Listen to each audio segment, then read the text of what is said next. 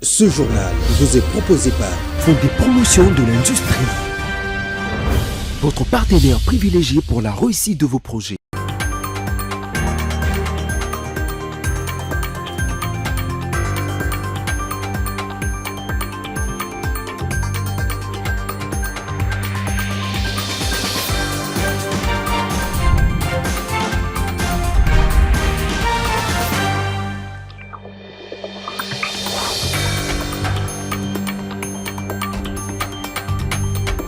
Un cessez-le-feu à partir du 18 février prochain. La proposition de l'Angola trouve une suite favorable dans les chefs des autorités congolaises. Les efforts de Luanda à trouver la paix dans l'est de la RDC sont salués par Kinshasa.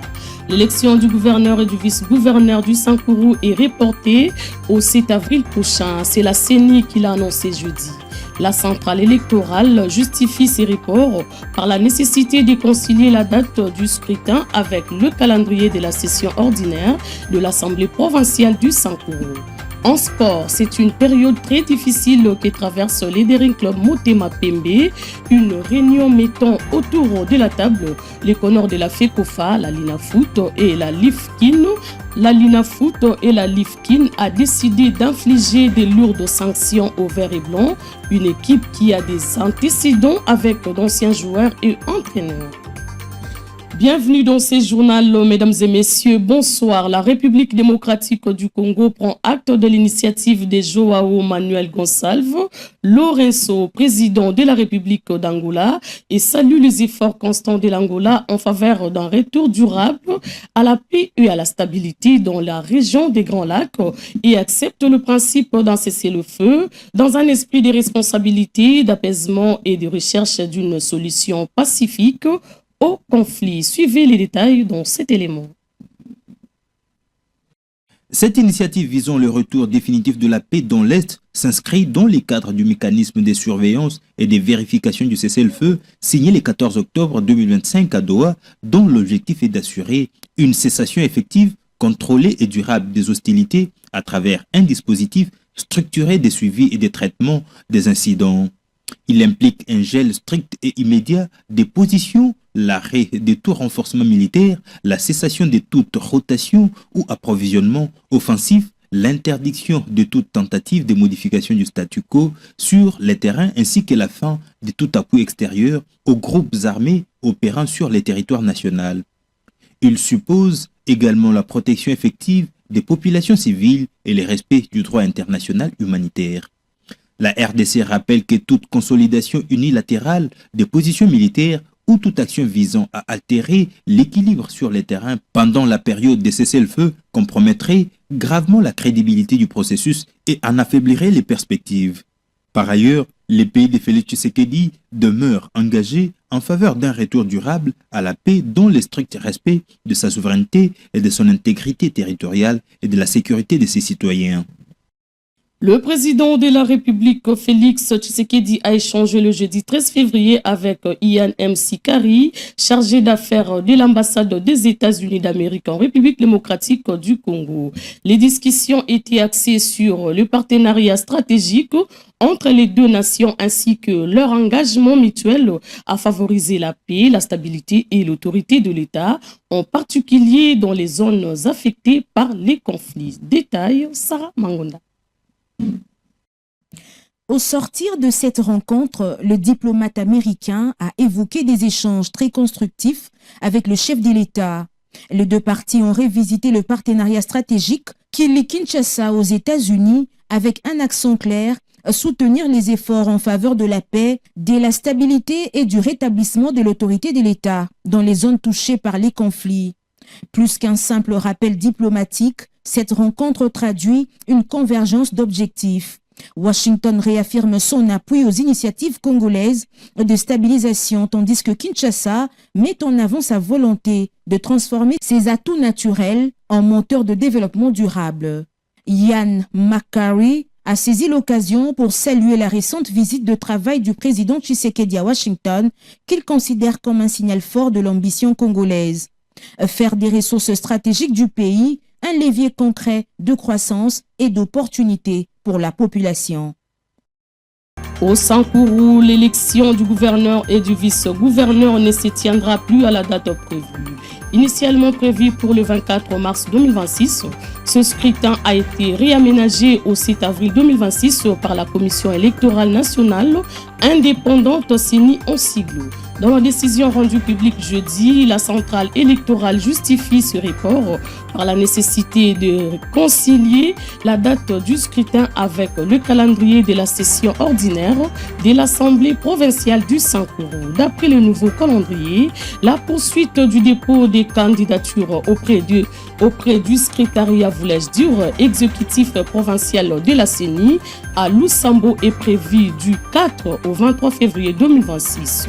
La publication de la liste provisoire des candidats interviendra le 4 mars 2026, ouvrant ainsi la phase des contentieux des candidatures. La liste définitive des candidats sera, quant à elle, publiée le 23 mars 2026. La campagne électorale se déroulera du 3 au 5 avril 2026. Le Service géologique national du Congo, SGN en sigle, a officiellement clôturé le jeudi 12 février la troisième phase de la formation en cartographie géologique et géochimique intégrant un module sur la gestion des risques naturels. Organisée du 26 janvier au 12 février 2026 avec l'appui de l'ambassade de France via le projet Fonds Équipe France, cette session a réuni les formateurs du BRGM, les experts du CGNC en sigle et de la CTCMP, ainsi que les étudiants en master de géosciences de l'université de Kinshasa, Inikin en sigle. Sarah Mangonda et Rigen Aenaka pour le reportage.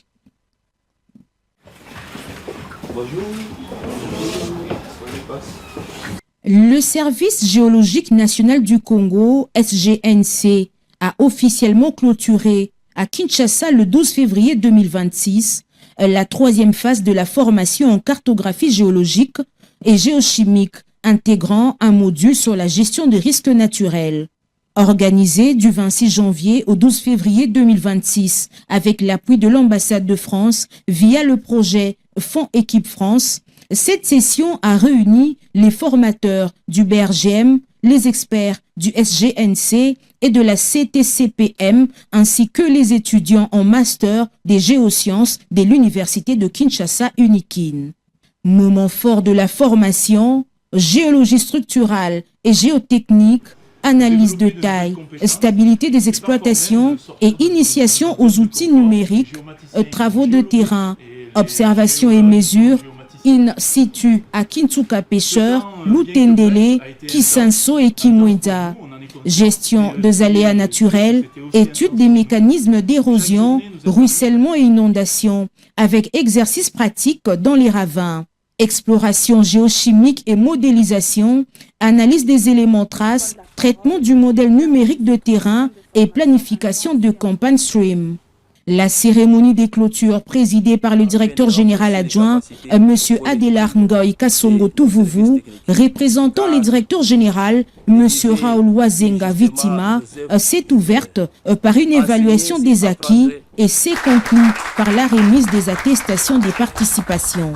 Une profonde satisfaction et un sentiment de responsabilité partagée que je prends la parole en ce jour solennel au nom de la direction générale du service géologique national du Congo pour marquer la clôture officielle de la formation de haut niveau organisée par les bureaux de recherche géologique et minière, le BRGM consacré à la cartographie géologique et géochimique dans le cadre du projet Fonds Équipe France en sigle FEF.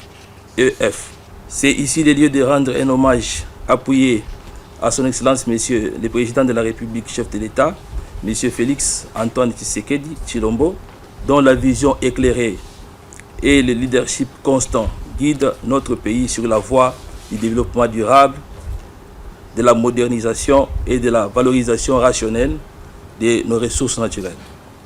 Je tiens également à exprimer notre profonde reconnaissance au gouvernement de la République ainsi qu'à son Excellence Monsieur le ministre des Mines pour leur engagement en faveur du renforcement des capacités techniques et scientifiques, conditions essentielles pour une gouvernance minière efficace et responsable.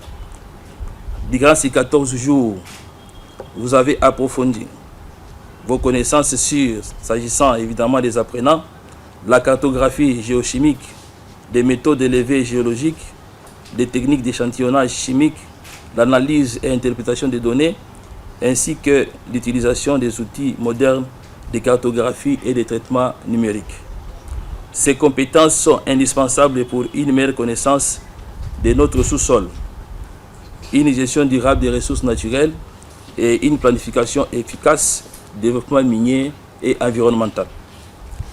En effet, la cartographie géologique et géochimique n'est pas seulement un exercice scientifique, elle constitue un véritable levier stratégique pour identifier des potentiels minières, prévenir les risques naturels, protéger l'environnement et orienter les décisions politiques et économiques. Je tiens à saluer la qualité de l'encadrement assuré par les formateurs, dont l'expertise, la disponibilité et le professionnalisme ont largement contribué à la réussite de cette session. Ces moments marquent l'engagement du SGNC pour l'excellence scientifique et la modernisation du secteur géoscientifique en RDC, en dotant les pays d'une expertise renforcée par une gestion durable des ressources naturelles. Et si l'on vous demandait quelles sont vos origines, c'est-à-dire province, territoire, secteur, groupement et village, si vous avez peut-être la réponse, ce n'est pourtant pas le cas pour de nombreux Quinois que nous avons approchés. Pour vous, une question qui semble banale, mais rappelle ce défi lié à la difficulté pour les habitants de la ville de se définir géographiquement. Reportage, Salomé Kadima et Bakr Baylorev nous en parlent. Difficile de trouver un Quinois maîtrisant la totalité de son origine sur les grandes artères. Il est vrai que sur le 145 territoires qui comptent le pays, chaque citoyen appartient à l'un. En posant la question sur l'appartenance de la province, territoire, secteur, groupement et village, la référence d'identité géographique demeure un casse-tête pour certains Quinois. Mafuta, je suis de tribu de Ngongo. Notre province c'est Kwilu. C'est Kwilu toujours. Le territoire c'est Boulungu, secteur c'est Kwengi. Mais notre chefferie c'est Kitambala. C'est le chef du village qui... c'est notre chef du village. D'ailleurs, comment surnommer, comment donner le nom, c'est Kitambala. Parce que moi je m'appelle Mafuta Kitambala Théophile. Donc le Kitambala là, c'est notre chefferie.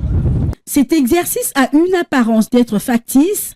Par contre, les groupements et le village d'origine demeurent la plus grande question difficile à répondre. Pour les observateurs avertis, les mieux serait de recevoir tout le détail d'originalité auprès de parents afin d'éviter certaines incompréhensions en cas d'identification. Les amoureux connaissent très bien cette date. Le 14 février, la Saint-Valentin, la fête de l'amour est devenue une célébration mondiale. Ce samedi, les amoureux de partout, y compris en RDC et à Kinshasa, se prépareront à échanger des cadeaux, des biens de valeur et bien plus. Comparativement aux années précédentes, la célébration de la Saint-Valentin semble prendre une ampleur particulière cette année. Le monde, l'Afrique et Kinshasa en particulier sont en effervescence. Les rues seront décorées, les restaurants seront pleins et les cœurs seront en fête. Mais revenons à l'origine de cette fête. La Saint-Valentin a des racines chrétiennes, mais elle est devenue une célébration laïque de l'amour et de l'amitié. Un pas en arrière pour rafraîchir la mémoire sur ce 14 février avec Jossar Liboula. Tout a commencé à Rome au IIIe siècle lorsque l'empereur Claude II avait interdit le mariage aux jeunes soldats, estimant qu'ils étaient forts célibataires. Volontaire avait défié cette interdiction en célébrant des mariages en secret. Découvert, il a été emprisonné puis exécuté le 14 février vers l'an 269. Au fil des siècles, Cette fête religieuse s'est transformée en une célébration d'amour romantique, notamment en Europe au Moyen-Âge, avant de devenir une fête mondiale largement influencée par le commerce. Échange de cadeaux, fleurs, surtout en rose, rouge, chocolat, bijoux, parfums et autres. À Kinshasa, la Saint-Valentin est devenue une grande fête populaire partout chez les jeunes et les couples urbains. Les jeunes couples organisent des sorties, s'offrent des cadeaux et publient largement sur Facebook, Instagram, WhatsApp et toutes les plateformes des réseaux sociaux. Pression sociale et symbolique. Pour certains, ne pas célébrer la Saint-Valentin peut être perçu comme un manque d'attention ou d'amour. La fête ne concerne plus seulement les amoureux, amis, collègues et familles s'échangent parfois des présents. Certaines églises et groupes religieux critiquent cette fête jugée trop commerciale ou laïque, étrangère aux éditions africaines. La situation économique et sécuritaire, notamment dans l'est du pays, influence le pouvoir d'achat. Des cadeaux plus simples, une référence pour des célébrations modernes à domicile, une forte utilisation des messages numériques. Les plateformes sociales jouent un rôle encore plus central cette année. Déclaration publique d'amour, promotion commerciale en ligne, livraison à domicile, fleurs, gâteaux et autres. Les artistes congolais profitent souvent de la période pour organiser des concerts et soirées spéciales. La Saint-Valentin à Kinshasa est aujourd'hui une fête romantique et moderne, un moment commercial important, mais aussi un sujet de débat culturel et religieux. Cette année, elle s'annonce plus prudente économiquement, mais toujours aussi vivante et expressive, car les Kinois restent très attachés à l'expression publique de l'amour. Un petit mot sur l'actualité en dehors de nos frontières. D'abord, en Afrique du Sud, le président Cyril Ramaphosa a annoncé jeudi un probable déploiement de l'armée pour aider la police à lutter contre la violence des gangs et d'autres crimes. Le taux de meurtre du pays s'élève à environ 60 décès par jour. Cela comprend les meurtres commis dans le cadre des guerres entre gangs des trafiquants de drogue dans certaines zones du Cap et les fusillades de masse liées à l'exploitation minière illégale dans la province de Gauteng près de Johannesburg. La réintégration du Soudan fait débat à l'Union africaine. Le prochain sommet des chefs d'État et des gouvernements de l'Union africaine débutera samedi 14 février 2026 à Addis Abeba. Ce sommet a été préparé en amont par les ministres des Affaires étrangères des pays membres, réunis mercredi et jeudi. Dans ce cadre, les membres du Conseil paix et sécurité de l'Union africaine ont tenu jeudi une réunion spécifiquement consacrée à la Somalie et au Soudan. Alors que la guerre fait toujours rage et que des milliers de civils ont été tués à El Fasher par les FCR du général Hemedti, certains pays plaident pour que le Soudan soit officiellement réintégré au sein de l'Union africaine, une position qui ne fait pas l'unanimité. Coup de tonnerre dans le football congolais, la sanction est tombée. Le Derrick Club Motema Pembe, DSMP en sigle, écope d'un retrait de 24 points malgré son maintien en Ligue 1.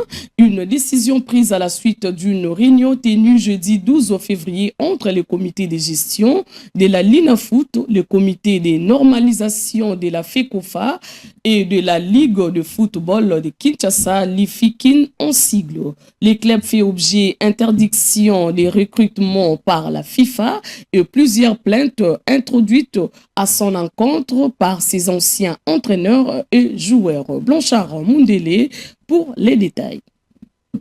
Les Derrick Club Motema Pembe traverse l'une des périodes les plus délicates de son histoire récente. À l'issue d'une réunion tenue ce 12 février 2026, réunissant les comités de normalisation, la Linafoot et la Ligue de football de Kinshasa, une sanction a été prononcée à l'encontre du club kinois. Selon les décisions prises, le DSMP conserve son statut en Ligue 1, mais se voit infligé d'un retrait de 24 points. Avec 26 points engagés en 17 journées, les Immaculés chutent désormais à 2 points au classement, compromettant sérieusement leur situation sportive. À 9 journées de la fin du championnat, le club vert et blanc devra désormais lutter pour assurer son maintien parmi l'élite nationale. Par conséquent, le DSMP est disqualifié de la Coupe du Congo une autre conséquence majeure de cette décision disciplinaire. Face à cette situation, la Fédération congolaise de football, association FECOFA, a instruit la Linafoot et l'EPEFKIN d'exécuter la sanction dans le plus bref délai et la décision doit également être notifiée à la FIFA. Pour rappel, les DCMP fait l'objet des interdictions de recrutement imposés par la FIFA à la suite de plusieurs plaintes introduites par les anciens joueurs et entraîneurs, notamment Otis Ngoma ainsi qu'Isaac Ngata. Dans le même sens, les FC Les Aigles du Congo, club dirigé par Vili Chimanga, a saisi la FIFA à travers 2 requêtes distinctes contre les Times Vert et Blanc, l'affaire relative à la Coupe du Président. Ce journal se poursuit avec ce communiqué de la Direction générale des impôts.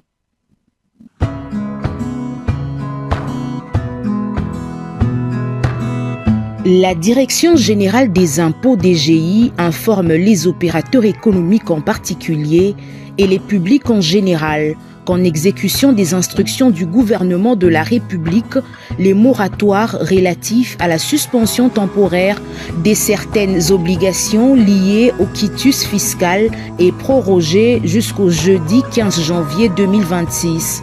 Cette mesure exceptionnelle vise à préserver un climat social apaisé durant la période de festivité de fin d'année 2025 et constitue la dernière reconduction accordée. À cet effet, les opérateurs économiques sont invités à mettre à profit ces délais pour se conformer intégralement aux dispositions légales et réglementaires en vigueur. Aucune non mise en conformité ne sera tolérée au-delà de cette échéance, laquelle relèvera exclusivement de la responsabilité des assujettis concernés. Par ailleurs, la DGI rappelle que la délivrance du quitus fiscal s'effectue conformément aux modalités prévues par l'arrêté ministériel numéro 027/CAB/Mine/Finance/2025 du 9 avril 2025. Toute intervention non autorisée dans les processus de délivrance du quitus fiscal est formellement proscrite.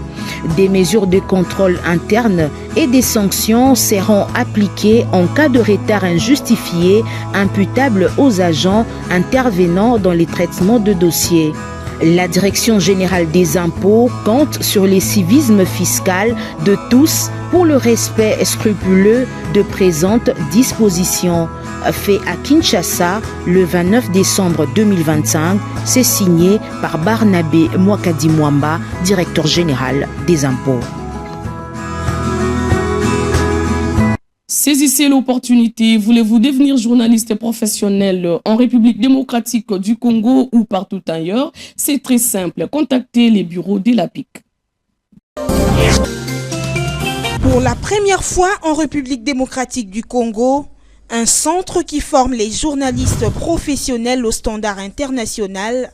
Venez vite vous inscrire. L'Action pour la promotion de la presse indépendante au Congo, APIC, vous offre une opportunité pour votre avenir. L'APIC forme des journalistes sur la radio, la télévision et la presse écrite. Il s'agit d'une formation de très haut niveau professionnel, assurée par des professeurs d'université et par des journalistes étrangers. Avec cette formation accélérée que donne l'APIC, vous pouvez travailler comme journaliste partout à travers le monde, dans des pays francophones, anglophones, arabes et autres. À la fin de la formation, un stage professionnel est obligatoire. Surtout, vous qui n'êtes pas encore journaliste, venez à la hâte vous inscrire pour suivre cette formation de qualité supérieure. L'APIC est reconnu comme un haut lieu du savoir en journalisme, même aux États-Unis d'Amérique. Avec la formation de l'APIC, vous devenez journaliste professionnel. Cordial bienvenue. Et à l'APIC, vous pouvez également parler et écrire correctement la langue anglaise en si peu de temps. Les détails dans ces publi-reportages. Voulez-vous parler anglais comme si vous étiez aux États-Unis d'Amérique ou en Angleterre? Voici cette grande occasion qui vous est offerte à travers le centre d'anglais APIC avec des méthodes modernes.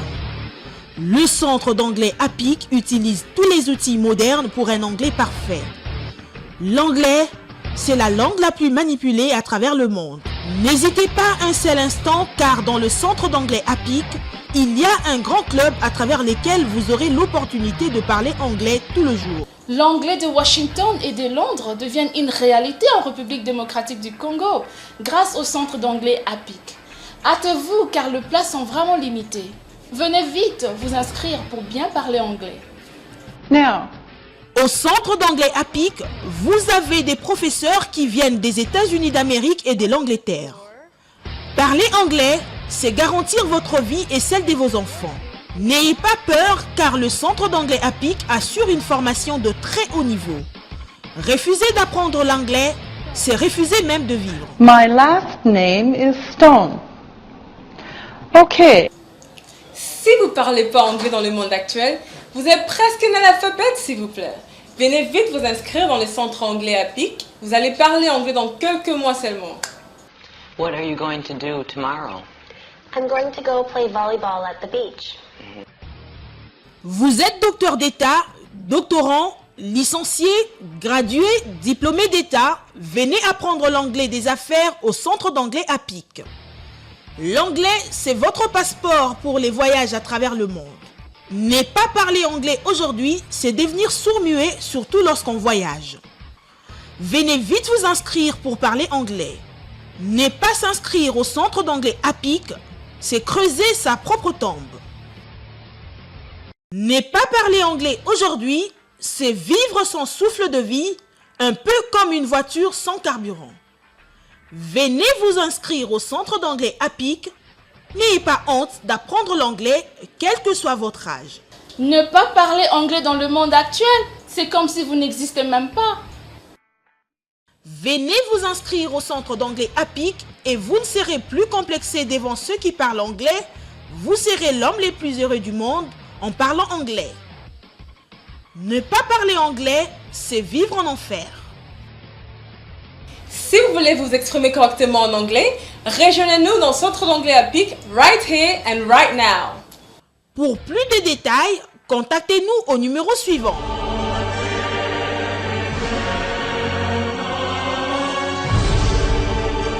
Cordial bienvenue au centre d'anglais APIC. L'anglais, c'est la vie!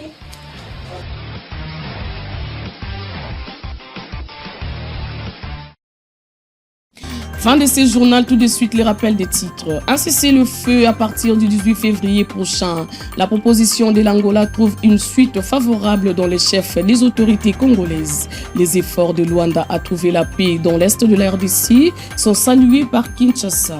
L'élection du gouverneur et vice-gouverneur du Sankourou est reportée au 7 avril prochain.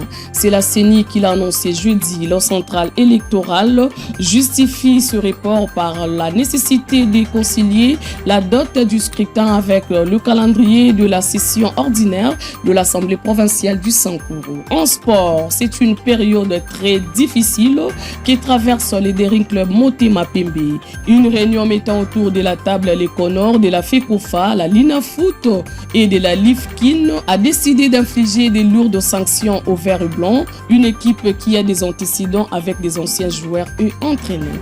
Et c'est par ici que nous bouclons complètement cette édition du journal de l'APIC Télévision. Mesdames et messieurs, merci de l'avoir suivi et bonne suite des programmes chez vous.